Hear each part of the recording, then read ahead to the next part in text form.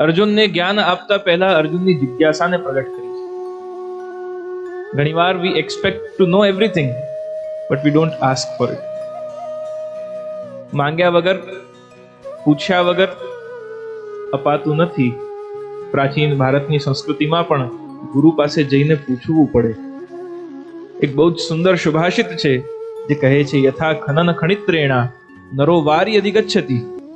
જેમ જમીનને ખોદવાથી મનુષ્યને જલની પ્રાપ્તિ થાય છે, એમ તથા ગુરુગતામ વિદ્યામ શુશ્રૂષધિગચ્છતિ. તેમ ગુરુ પાસે જઈને, આચાર્યો પાસે જઈને એમની શુશ્રૂષા, એમની સેવા કરીને, એમનો સન્નિધાન પ્રાપ્ત કરીને અને જ્ઞાનની પ્રાપ્તિ થાય છે. તો અર્જુનના પ્રશ્નો પ્રારંભ થાય તે પહેલા એક મનુષ્યની ચિત્તની વૃત્તિને સમજવાની બહુ આવશ્યકતા છે. ભગવદ્ ગીતાનું પ્રારંભ ધૃતરાષ્ટ્ર ઉવાચથી થાય છે. ધૃતરાષ્ટ્ર ચર્મચક્ષુઓથી તો અંધ છે, નેત્રો નથી, પરંતુ અંતરચક્ષુથી પણ અંધ છે. એનો ઉદાહરણ એના વાક્યમાં જ પ્રાપ્ત થઈ જાય છે, જ્યાં એ કહે છે કે ધર્મક્ષેત્રે કુરુક્ષેત્રે સમવેતા યુત્સવઃ મામકા પાંડવાશ્ચૈવ કિમ કુર્વત સખી. જે મારું છે, મારા અને પાંડુના, જે મારું અને બીજાનું, મારું અને તારું, આ જે બાયફર્કેશન કરે છે, જે ડિવિઝન કરે છે, એ જ બતાવે છે. ધર્મનું જ્ઞાન છે, ધર્મક્ષેત્ર છે એ ખબર છે ધૃતરાષ્ટ્રને, પણ એ ધર્મ શું છે એને ઇમ્પ્લિમેન્ટ નથી કર્યું. જ્યારે ચીરહરણ થઈ રહ્યો હતો દ્રૌપદીનો, ત્યારે ધર્મનું ઇમ્પ્લિમેન્ટેશન ન થયું. જ્યારે દુર્યોધન અને દુશાસન ગલત નિર્ણયો લઈ રહ્યા હતા, પરંતુ પુત્ર મોહના વશ થઈને અને ધર્મનું આચરણ નથી કર્યું, એટલે એ અંતરચક્ષુથી પણ અંધ બન્યો છે. ઘણીવાર વ્યક્તિના ચર્મચક્ષુઓ જાગૃત હોય, બધું જોતો હોય, પણ અંતરચક્ષુથી જ્યાં સુધી એ સ્વીકારી શકતો નથી, ત્યાં સુધી ગતિવાન નથી બની શકતો. You need to perceive beyond your perception, out of the box. આપણે જે જોઈ શકીએ છીએ એનાથી પણ વિશેષ, એનાથી પણ વિભિન્ન, એનાથી પણ વિસ્તૃત પ્રકારથી આ સૃષ્ટિમાં કંઈક છે એ સ્વીકારવાની તૈયારી હોવી. હું જાણું છું, મને ખબર છે, એટલી જ સત્યતા છે, અને એના સિવાય બધું અસત્ય છે, આ માની લેવાનું કોઈ કારણ બનતું નથી. 3 પ્રકારના સત્યો આ સંસારમાં હોય છે. One is the universal truth.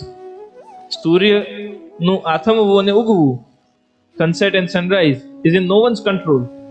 પણ એને કોઈ ન માને, ઘરમાં જ બંધ રહ્યો હોય અને 4-5 દિવસ સુધી સૂર્યના દર્શન ન કર્યા હોય, અને એવું માની લે કે સૂર્ય તો છે જ નહીં, તો એના માની લેવાથી સૂર્યને કોઈ ફરક પડતું નથી.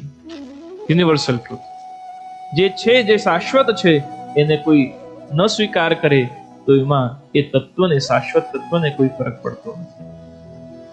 બીજો સત્ય છે અમુક લોકોનું સત્ય, જેને કહીએ truth for some people, for a group of people. જે માને છે કે આ સત્ય છે, આ વસ્તુને અમે બિલીવ કરીએ છીએ, અને a group of people do not believe that this is truth, જેને આપણે બિલીફ સિસ્ટમ કહીએ છીએ. અને ત્રીજા પ્રકારનો સત્ય છે એ છે individual truth, personal truth, which is generated by experience. અનુભવથી જન્ય જે સત્ય છે. મેં મોરને વનમાં, જંગલમાં નાચતા જોયો, એ મારો પર્સનલ ટ્રુથ છે. હું કોઈની સામે આવીને એનું વર્ણન કરું, એ માની જ લેશે જરૂરી નથી, પણ મારો અનુભવ છે એટલે મારું સત્ય. તો આમ વ્યક્તિના જુદા જુદા સત્ય હોય છે. અર્જુન એ સત્યની ખોજમાં છે અને મન વિષાદયુક્ત થયું છે. ધર્મ જાણે છે, પણ ધર્મનું ઇમ્પ્લિમેન્ટેશન કેવી રીતે કરવું? એને ખબર છે કે સ્વજનોને ન મારી શકાય, એને ખબર છે કે કોઈના પ્રાણ હરવા આટલી મોટી અક્ષણી સેના, ભગવાનની પણ સેના જેમાં મળેલી છે, મહાન યોદ્ધાઓ જેમાં છે, મારા ગુરુ, મારા પિતામહ, મારા ભાઈઓ, મારા વડીલો બધા જ સામે સેનામાં મારી સાથે યુદ્ધ કરવા ઊભા છે. એ ભલે ધર્મ ભૂલી ગયા હોય, પણ મને તો ધર્મ ખબર છે. મને કેવી રીતે મોક્ષ મળશે, મારા આ પાપો કેવી રીતે નિવૃત્ત થશે, મને માર્ગદર્શન આપો. ત્વક્ચૈવ પરિદહ્યતિ ગાંડીવમ સંસ્કૃતેર હસ્તા. એવી મનની વિષાદયુક્ત અવસ્થા થઈ છે, ડિપ્રેશન આવ્યું છે કે હવે ગાંડીવ ધનુષ એ પણ નીચે હાથમાંથી છૂટી ગયો છે. શરીરના રોમ રોમમાંથી અગ્નિ જેવી જ્વાલા બહાર નીકળી રહી છે. જે યોદ્ધા સ્થિર બનીને અને તીર ચલાવે છે એનું શરીર કંપન કરી રહ્યું છે અને દૃષ્ટિમાં બહુ જ વિષાદ અને ચિંતાયુક્ત અર્જુનનું દર્શન ભગવાન કરી રહ્યા છે. અને ત્યારે આ 18 અધ્યાયની ભગવદ્ ગીતા નો ઉપદેશ અર્જુનના વિભિન્ન પ્રશ્નોનો ઉત્તર આપતા ભગવાન કરે છે. એમાં 3 વિશેષ ઉપદેશોને કર્મના આજે આપણે સમજીએ. કર્મના 3 ઉપદેશ જે ભગવાન અર્જુનને કરે છે. ઘણીવાર આપણે આજના સમયમાં કર્મને લઈને બહુ જ અલગ અલગ પ્રકારથી સનાતન ધર્મની દૃષ્ટિએ પણ અને જનરલ સમાજની દૃષ્ટિએ પણ ધ ફિલોસોફી ઓફ કર્મ એ હિન્દુ હોય કે ન હોય, કર્મ ઉપર આજે બધા જ વાત કરી રહ્યા છે.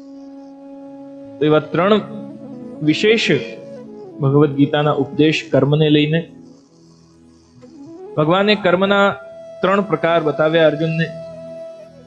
there is nothing like right કર્મ and wrong કર્મ. આ સારું છે ને આ ખરાબ છે એવી કોઈ વાત ભગવાને નથી કરી, પરંતુ બહુ સ્પેસિફિકલી ભગવાન કહે છે કે કર્મ, વિકર્મ અને અકર્મ, આ 3 કેટેગરીમાં ભગવાને ઉપદેશ કર્યો છે. કર્મ ઇઝ એક્શન. વિકર્મ એ છે વિચ ઇઝ ફોરબિડન એક્શન, જે નથી જ કરવાનું, જે એક્શન નથી લેવાની. સારું ખરાબ નથી કહ્યું, એક્શન ઇઝ કર્મ. વિકર્મ ઇઝ ફોરબિડન કર્મ, ફોરબિડન એક્શન, અને અકર્મ ઇઝ ઇનએક્શન.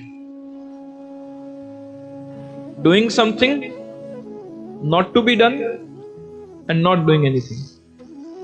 આ 3 પ્રકારના કર્મોનું ભગવાન અર્જુનને ઉપદેશ કરે છે. પણ આ બધી અવસ્થાથી પણ વિશેષ એક વાત ભગવાને કહી કે વ્યક્તિ કર્મ કરે, જે નથી કરવાનું એ નથી કરતો, અને કઈ જે નથી કરતો તો પણ એ તો એક એક્શન છે, એ પણ ક્રિયા છે. કઈ નહીં કરવું પણ ક્રિયા છે. પણ આ બધાથી વિશેષ એ જ્યારે વિકર્મનો ત્યાગ કરે છે, ફોરબિડન એક્શન જે છે એ નથી કરતો અને એક્શન લે છે, તો એ શું વિચાર સાથે લે છે? Because your action has a reaction. Every action has a reaction. Every reaction has a repercussion. તો એ એક્શન વ્યક્તિ કઈ વિચારધારા સાથે લે છે? એટલે મહાપ્રભુ વલ્લભાધીશ પણ કહે છે કે કર્મ કરવું બહુ જરૂરી છે, પણ કર્મની પાછળ વિચાર શું છે એ વધારે જરૂરી છે. તમે ડોનેશન તો કર્યું, દાન કર્યું, પણ એ દાનની પાછળ શું વિચાર છે? શું એ દાન તમે કેવલ તમારી પાસે છે અને તમને કોઈની મદદ કરવી છે એટલે કર્યું છે, કે તમે એ દાન તમને એ વ્યક્તિને આપીને તમને કઈ એક્સપેક્ટેશન છે કે મને નામ ના થાય, મારી someone knows me with this platform, કે મારું કોઈ સમાજમાં સારું નામ થાય એટલે હું દાન કરું, પુણ્યની પ્રાપ્તિ માટે દાન કરું. બંદૂક તો આર્મી વાળા પણ રાખે છે અને ચોર પણ રાખે છે. એક ચપ્પુ, એક સીઝર અથવા એક નાઈફ એ ડોક્ટરના હાથમાં પણ હોય છે અને ક્રિમિનલના હાથમાં પણ હોય છે, પણ એની ક્રિયા ભેદ છે, એમાં વિચાર ભેદ છે. એક પ્રાણ લેવા માટે કરે છે અને એક પ્રાણ બચાવવા માટે ઉપયોગ કરે છે. એ એક્શન તો એક જ છે, પણ એની પાછળનો જે ઇમોશન છે, જે ફિલિંગ છે, જે ભાવ છે, જે વિચાર છે, એના ભેદ હોવાથી એ કર્મ કયો છે અને કેવો છે, એનું રિઝલ્ટ શું થશે એનો નિર્ણય ત્યારે જ આવી શકે છે.